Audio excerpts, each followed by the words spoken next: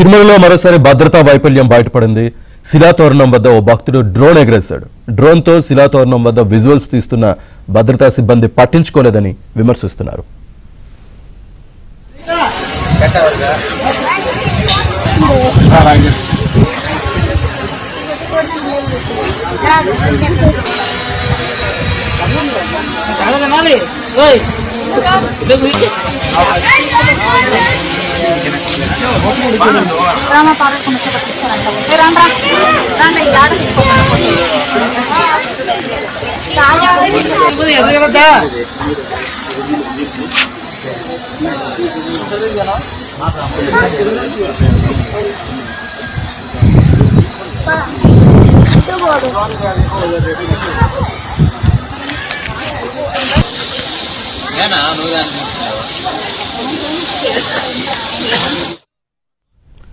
తిరుమలలో మరోసారి భద్రతా వైఫల్యం బయటపడింది. శిలాతోరణం వద్ద ఓ భక్తుడు డ్రోన్ ఎగరేశాడు.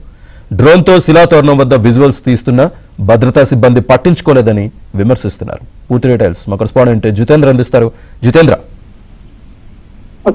తిరుమలలో భద్రతా పరంగా కూడా కొన్ని కఠిన ఆంక్షలను టీటీడీ అమలు చేస్తా ఉంది.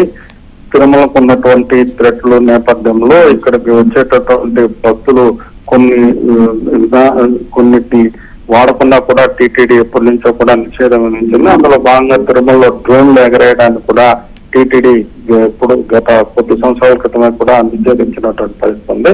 అయితే శ్రీవారి దర్శనార్థం తిరుమలకు వచ్చినటువంటి భక్తుడు తిరుమలకు 3 కిలోమీటర్ల దూరంలో ఉన్నటువంటి శిలాతోరణం వద్ద యథేచ్ఛగా డ్రోన్లు కూడా ఎగరవేసి అక్కడ ఉన్నటువంటి విజువల్స్ కూడా చిత్రీకరించడం కూడా భద్రతా వైఫల్యం బట్టబయలు చేసింది.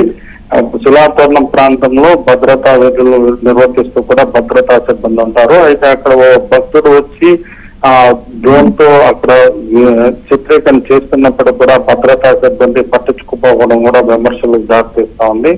ఈ విషయాన్ని ఇప్పటికే టీటీడీ భద్రతా అధికారులు సీరియస్ గా కూడా పరిగణించారు. ఈ డ్రోన్ విజువల్స్ తీసినటువంటి వ్యక్తి ఎవరు అన్న కోణంలో కూడా ప్రస్తుతం భద్రతా అధికారులు విచారణ జరుపుతున్నటువంటి పరిస్థితి ఉంది. Srinivas, right Jitender, thank you.